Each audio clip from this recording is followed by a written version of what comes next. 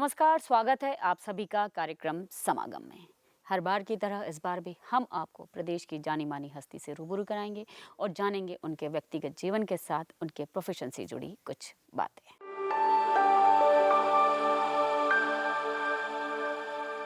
तो आज हमारे साथ हैं भोपाल ग्रामीण क्षेत्र की एसपी श्रीमती किरण लता केरकट्टा और आज हम उनसे जानेंगे उनके कुछ व्यक्तिगत जीवन के बारे में और साथ ही उनके प्रोफेशन से जुड़ी कुछ ऐसी बातें जो रोमांच से भरी भी है और वो हमें कुछ सीख भी देना चाहती है। तो चलिए शुरुआत करते हैं आज का कार्यक्रम। तो नमस्कार मैडम, आपका हमारे इस कार्यक्रम में बहुत बहुत स्वागत है। नमस्कार। मैम, मैं आपसे जो जानना चाहूँगी, पहले जो प्रश्न है वो आपके व्यक्तिगत जीवन से जुड़े कुछ जानना चाहूँगी कि जैसे आपके बारे में हमें पता है कि आप छत्तीसगढ़ से बिलोंग करती है और वहाँ से फिर आप मध्य प्रदेश में आए और मध्य प्रदेश में आप आज एसपी के पद पर यहाँ पर कार्यरत है। तो आपका जो सफ़र शुरू हुआ छत्तीसगढ़ का, उसके बारे में थोड़ा सा बताइए। मेरे पिताजी जो थे वो सर्विस में थे, असिस्टेंट कमिश्नर थे ट्रैवल डिपार्टमेंट में।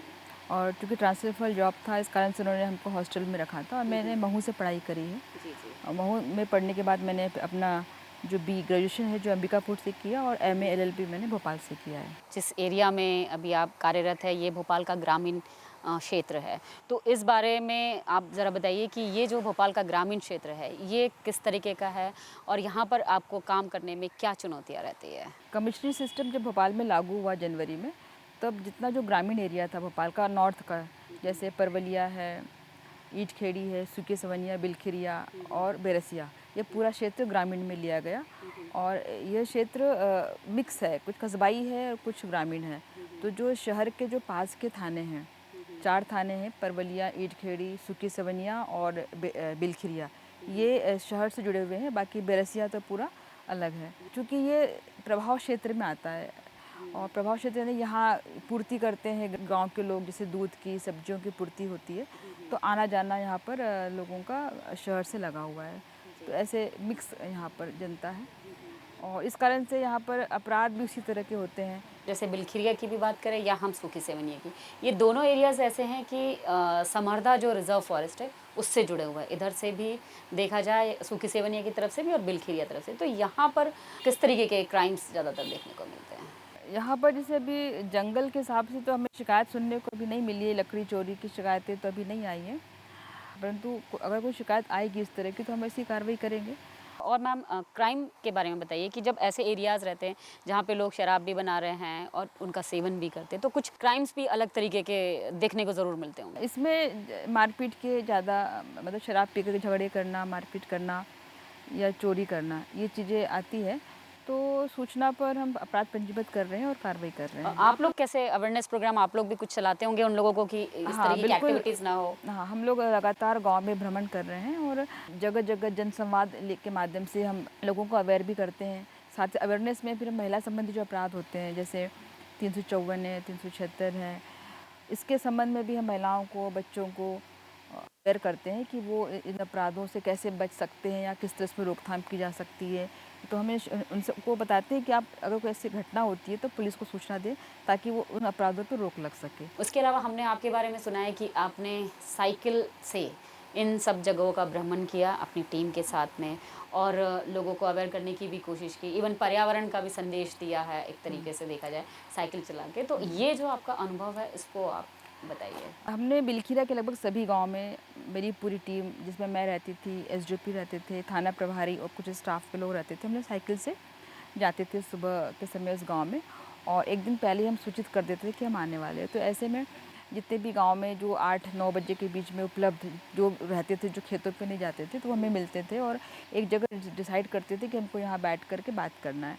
तो इससे ये हुआ कि यहाँ के जो दोनों थाने हैं मेरे, उन दोनों थानों के अधिकांश जगह पर जनता बिल्कुल पुलिस को सहजता से उन्हें स्वीकार किया, क्योंकि उनको बड़ा आश्चर्यजनक देखते थे कि हमारे साथ में हमारे बड़े अधिकारी भी आ रहे हैं और साइकिल किससे आ रहे हैं। तो वो हमारा जो उनके साथ पहुंच बड़ी स्वीकार्य थी, वो स्वीकार करते थे और फिर उन्हें अच्छा भी लगता था। फिर हम एक रजिस्टर भी हमने रखा हुआ था कि उस रजिस्टर में जो भी शिकायत उस दिन वो करते थे उसका हम निराकरण भी करते थे।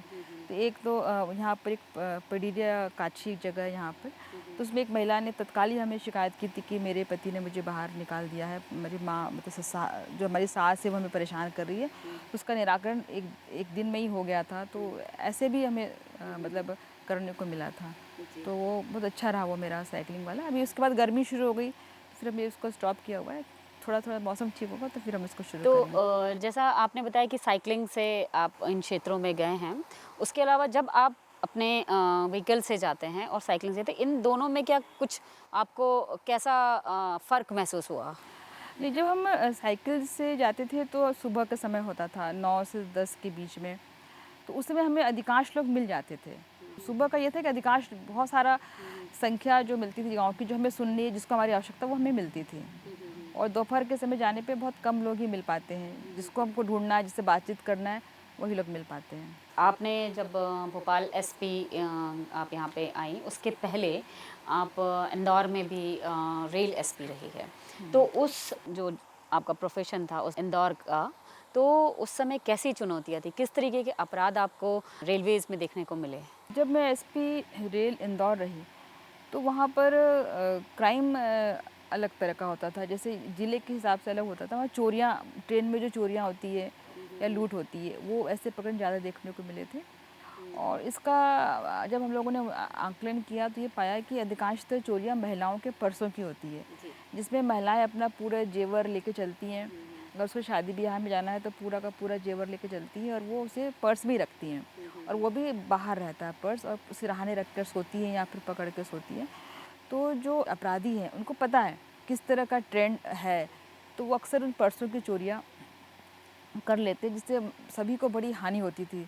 और फिर वो क्योंकि ट्रेन में जो सफ़र करता है वो पूरे पूरे भारत का व्यक्ति होता है, तो किसी एक व्यक्ति को चिन्हित करके जैसे हम वो नहीं कर पाते। निगरानी हम वहाँ भी खोली जाती है, परंतु उसमें कौन आया है उसको चिन्हित करना बहुत मुश्किल होता था। तो अधिकांशतः उसमें खात्मे ही लगते थे। फिर भी हमने कोशिश की थी कि हम निगरानी खोलें ऐसे लोगों की जो दिख रहे हैं या संबंधित रेलवे स्टेशन के आसपास जो आरोप इस तरह के हैं, तो उनको करते थे। परंतु मेरा इसमें तो महिलाओं को यही कहना है कि जब भी वो सफ़र में जाए तो कम से कम अपने जेवर लेके जाए या धारण करके जाए, बल्कि पर्सों में न रखें। लेकिन इस एरिया में, मतलब इंदौर का जो एरिया है, इसमें कौन सा ऐसा जगह जहां आपने देखा होगा कि ज़्यादा चोरियां उस एरियाज़ में होती हाँ, है? इसमें अधिकांश से नागदा है, रतलाम है, उज्जैन है, इस क्षेत्र में होती है। एक बड़ा प्रकरण हमने पकड़ा था जब एक चोरी मक्सी छोटे से स्टेशन में जब ट्रेन को रोक कर के चोरी हुई थी। तब ये पाया कि ये जो ट्रेन में जो चोरी हुई है एज़ अ लूट की तरह हुई थी। उन्होंने रेड लाइट वो जला करके ट्रेन को रुकवाया था और चोरी हुई थी। तब जब हम लोगों ने गैंग पकड़ी तो वो गैंग निकली थी हरियाणा की, और वो बाकायदा वो श्रृंखलाबद्ध तरीके से लूट कर रहे थे। सबसे पहले वो राजस्थान में किया, फिर उससे आगे बढ़े, फिर महाराष्ट्र में किया, फिर मध्य प्रदेश में किया, फिर राजस्थान में किया और हिमाचल भाग गए। तो उसको हमने जब पकड़ा तो ये पाया कि वो ट्रेन में नहीं रहते थे, वो एक वाहन लेकर चलते थे। और जो रूट, ट्रेन रूट और रोड मार्ग जहाँ पर पास में है उसको चयन करते थे। और जहाँ पर रेड लाइट जो सिस्टम होता था उसको ग्रीन से रेड कर देते थे, ट्रेन रुकती थी, आते थे और ऐसी ट्रेनों में चोरी करते थे।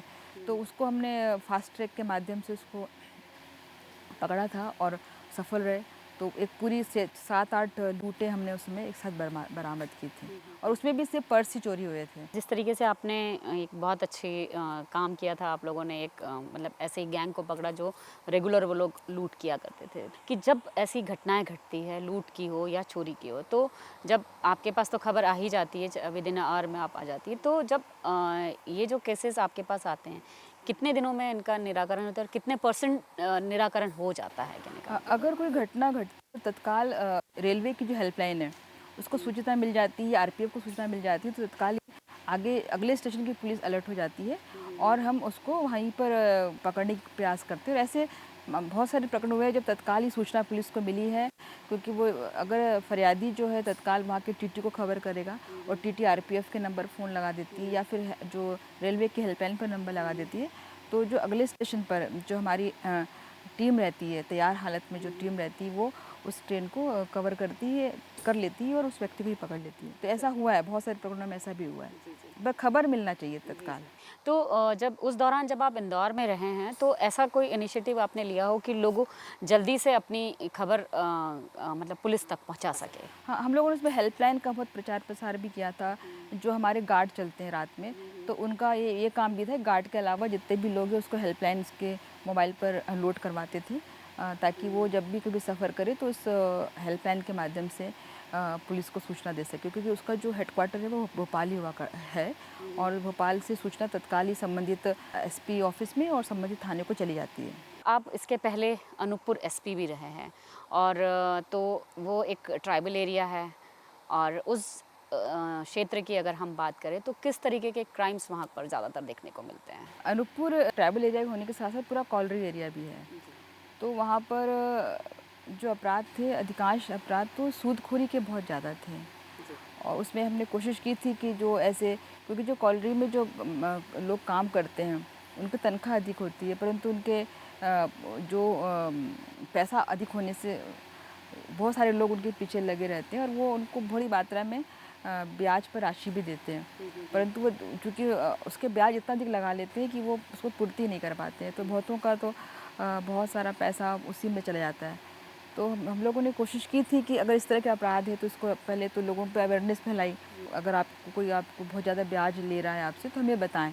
तो बहुत सारे लोग आए थे और हमने उस समय करीबन 15-16 प्रकरण पंजीबद्ध भी किए थे और आरोपी गिरफ्तार भी किया था। तो वहाँ पे एक सूदखोरी की तो है और अभी मेरे आने के बाद वहाँ को जब तत्कालिक एसपी ने बहुत अच्छा भी काम किया, उन्होंने बहुत सारे ऐसे लोगों को उनका पासबुक भी दिलवाया है और पैसा भी दिलवाया था। तो ये कॉलरी में जो एम्प्लॉय जो होते हैं, मतलब जो रोज़गार जिनका मिला हुआ रहता है, क्या वही लोग सूदखोरी करते हैं या बाहर के लोगों को वो पैसा देते हैं? बाहर के लोग चिन्हित कर लेते हैं कि किसको हम अधिक ब्याज पे मतलब दे सकते हैं, पैसा ले सकते हैं और फिर उनको वो अपना शिकार बनाते हैं। लेकिन जब हम ट्राइबल एरिया की बात करते हैं तो ज़्यादातर हम देखते हैं कि वहाँ पर जो क्राइम्स होते हैं या तो तीर कमान से वो लोगों को हानि पहुँचाते हैं, या हम देखें कि कुछ लकड़ियों की चोरी हो गई या कुछ और किस तरह की चोरियाँ हम अनूपपुर में तो तीर कमान नहीं था। हाँ, जब मेरी पोस्टिंग झाबुआ में थी तो वहाँ पर आज से लगभग 15-20 साल पहले, मैं जब 98 में जब झाबुआ मेरी पोस्टिंग थी तो वहाँ पर तीर कमान का बड़ा भय था और बहुत ज़्यादा लोग तीर कमान लेके चलते भी थे। तो वहाँ तत्कालिक जो कलेक्टर थे उन्होंने इस पर बैन भी किया था। उस समय कॉन्वॉय की प्रथा भी हुआ करती थी, क्योंकि लूट हुआ करती थी। तो कॉन्वॉय में ये होता है कि एक साथ जितनी गाड़ियाँ होती, एक समय निर्धारित था और उस समय पे वो गाड़ियाँ लेकर के हमारे कांस्टेबल आगे पीछे लेके चलते थे। इससे घटनाओं पे हम रोक लगा पाते थे। संभवतः अब वो शायद कॉन्वॉय की प्रथा अब खत्म हो गई है, उसमें हुआ करती हाँ, थी। उस समय शायद क्राइम भी ज़्यादा होते होंगे, इसीलिए शायद कॉन्वॉय चला जी हाँ। करता होगा। मैम, जैसे ट्राइबल एरिया की हम बात करें और हमारा जो एक नॉर्मल शहरी क्षेत्र होता है, इनमें क्या फ़र्क आप महसूस करती कि किस तरीके की चुनौतियाँ आपको देखने को मिलती कि इस एरियाज़ में अगर हम देखते हैं कि जो पढ़े लिखे लोग ज़्यादा होते हैं वहाँ पर हमें क्राइम्स अलग तरीके के देखने को मिलते हैं, और हम ट्राइबल एरियाज़ की बात करें वहाँ पे जो ट्राइब्स होते हैं उनका एक अलग कल्चर होता है, एक अलग तरीके का जीवन शैली होती है, तो वहाँ और दोनों में आप क्या फ़र्क महसूस करते हैं? तो ट्राइबल्स लोग बहुत सीधे होते हैं और बहुत जल्दी नाराज़ भी हो जाते हैं। तो वो उनकी जो प्रथाएं हैं या कह लीजिए जो उनके शादी विवाह के जो तरीके हैं, कि उस आधार पर भी वहाँ पर झगड़े होते थे और जिसको पुलिस बड़ी मतलब उनको संभाल के या समझा बुझा करके उनका नियंत्रण करती थी। परंतु चूँकि वहाँ पर शराब सेवन के पश्चात झगड़े होते थे तो उसको संभालना थोड़ा कठिन होता था। उसके बाद पश्चात कोई घटना के पश्चात फिर एक दूसरा अपराध भी होता था जलाने का। तो शायद मुझे लग रहा है कि अब तो वो कम हो गया है, परंतु उस समय हुआ करता था। मतलब लोगों को सलाह देते थे? हाँ, जो मतलब जो आरोपी है वो आरोपी पक्ष मतलब जा कर के उसका घर जला देता था, तो वो शायद अब कम हुआ, लेकिन उस समय हुआ करता था। कहाँ आपने किस एरियाज़ में फ्रीडम देखिए, होकर अच्छे से काम किया है? हर क्षेत्र का अलग-अलग काम का तरीका है ना। जब अब ट्राइबल एरिया में काम करते हो तो आप एक सेवा भाव लेके भी जाते हैं कि हम उनके हित में काम करेंगे या उनके लिए अच्छा काम करेंगे, क्योंकि वहाँ कोई बोलने वाला नहीं। इसका मतलब ये नहीं कि आप अपनी मनमर्जी से काम करो, जो न्याय हित है या जिसका लोगों को हित हो वैसा देखना होता है। तो वहाँ मतलब एक हाँ। ये है कि एक सैटिस्फैक्शन ज़रूर हाँ, मिलता होगा। आप काम कर सकते हैं, आपको अवेयरनेस का काम कर सकते हैं, आप उनको समझा सकते हैं कि आपके क्या है, क्योंकि उनको पता भी नहीं होता है कि अपराध क्या है, तो वो भी बताना होता है। तो मैं अनूपपुर में जब मैं थी तब भी हमने अवेयरनेस कैंप वहाँ भी चलाए थे। तो मैम यहाँ हम एक छोटा सा ब्रेक लेते हैं और ब्रेक के बाद हम आपसे जानेंगे कि जब आप महिला अपराध शाखा में थे तब आपने महिलाओं के लिए किस तरीके से काम किया।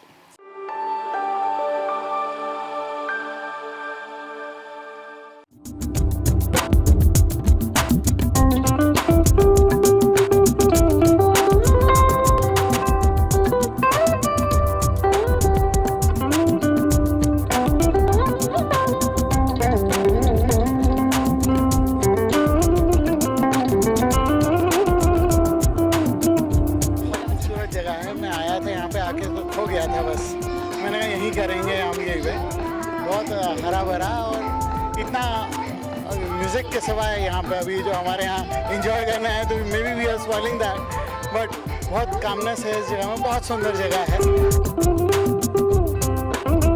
एनर्जेटिक लगा, ये जगह भी बहुत अच्छी लगी, यहाँ का खाना बहुत अच्छा है, यहाँ का वेदर बहुत अच्छा है, everything is good.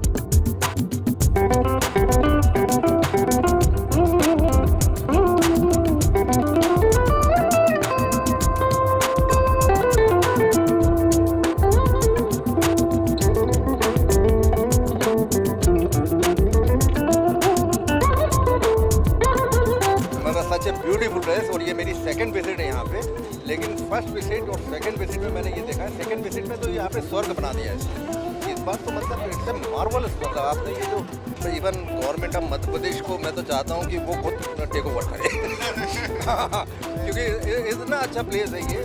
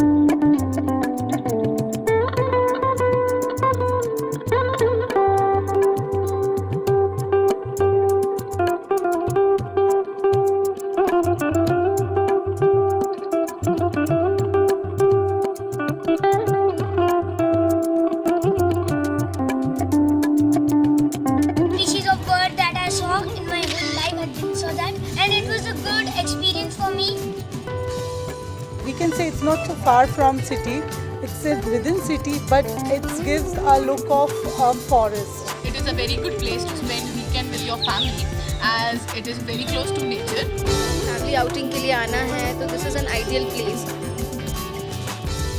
If you want to enjoy here, have a calm, quiet time to yourself, this is the best place to be. Absolute, fantastic, very good hospitality. This place is very good, I enjoyed very much and ambience बहुत अच्छा है, environment बहुत अच्छा है, ठंड थी तो the bonfire और food, fab food, awesome food and जगह बहुत अच्छी है, मतलब जा जाके एक adventurous हो जाता है कि आप अंधेरे में adventure कर रहे हैं, that's very good.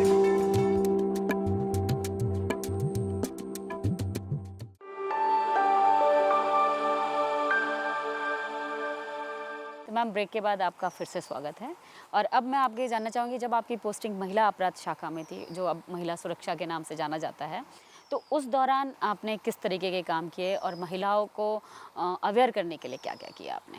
बहुत सी चुनौती थी हमारे सामने। हमारी एडीजी मैडम थी अनुरा मोहन राव मैडम, तो किस तरह से हमें अपराध की विवेचना करना है, महिलाओं में किस तरह से अपने को अवेयरनेस लेके आना है, किस तरह से उसको आत्मनिर्भर बनाना है, तो बहुत सारी चीज़ें एक साथ इकट्ठी हुई थी और एक साथ हमने शुरू किया था। उसमें आत्मनिर्भर होने के लिए हमने उनको जूडो कराटे का प्रशिक्षण था, उसी से मेरी शुरुआत हुई थी।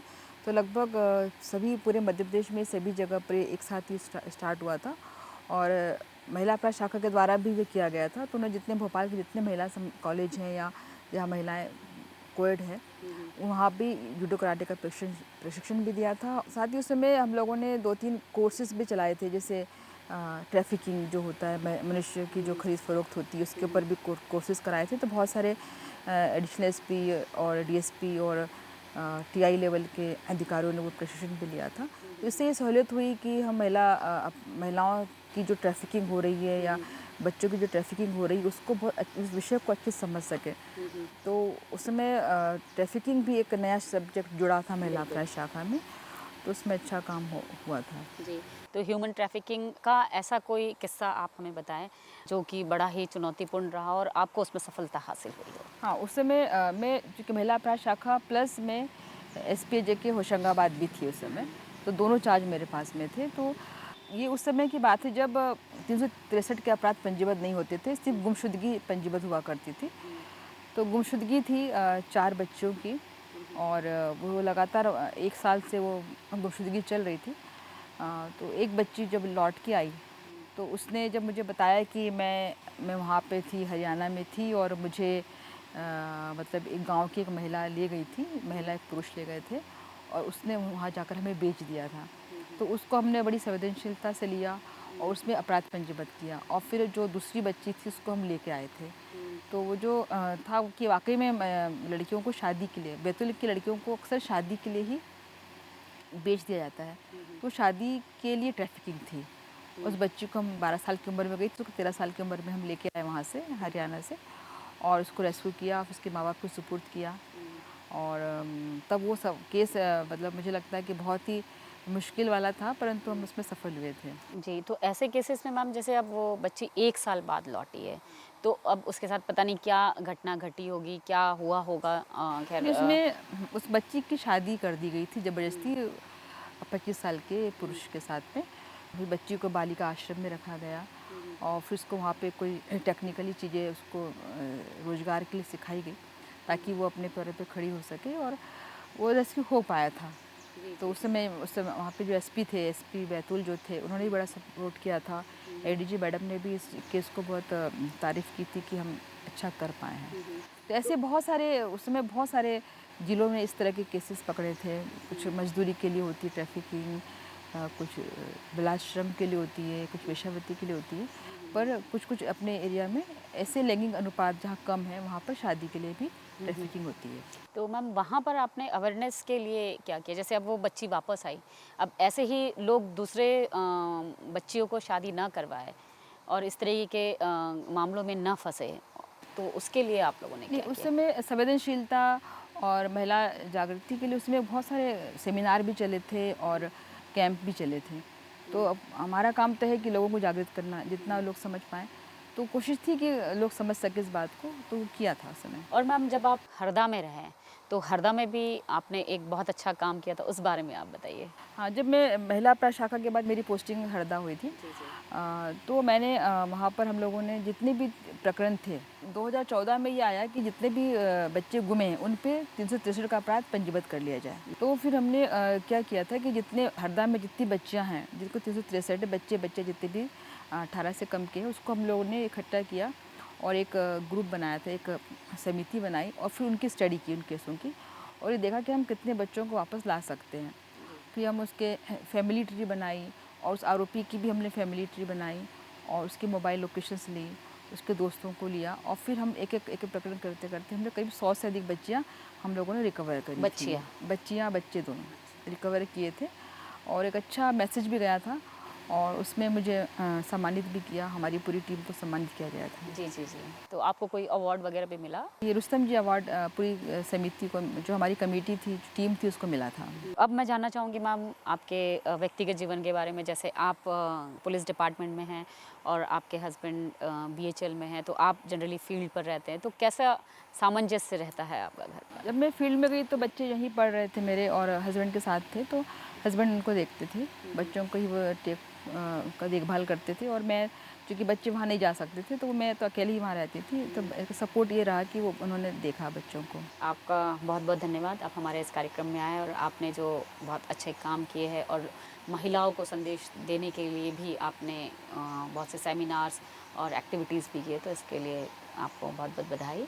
और आप हमारे दर्शकों को और महिलाओं को क्या संदेश देना चाहेंगे? एक मेरा सभी दर्शकों का मेरा ये कहना है कि अपने बच्चों को सुने, बच्चों से बात करें, क्योंकि बच्चे से जब बात नहीं करते तो बच्चा अपनी बात नहीं पहुंचा पाता है, और जब वो बात नहीं पहुंचा पाता है तो जो उसका क्राइम होता है, अपराध होता है, वो बता नहीं पाता है।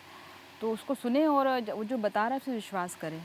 और हो सकता है कि वो कुछ ऐसी बातें हो रही हैं उसके साथ में, जैसे स्कूल में हो रही हो, या फिर मार्केट में हो रही हो, या पड़ोस में कहीं हो रही हो, घर के लोग ही कुछ कर रहे हैं, तो बच्चों को हम उस पर जो अपराध हुआ उससे बचा पाएंगे या उस रोक लगा पाएंगे, तो बच्चा हमारा एक सकारात्मकता लेकर आगे बढ़ेगा और अच्छा जीवन जी पाएगा। तो आज के कार्यक्रम में बस इतना ही। अगले हफ्ते हम फिर हाजिर होंगे किसी और नई शख्सियत के साथ। तब तक मुझे और मेरी पूरी टीम को दीजिए इजाज़त। नमस्कार।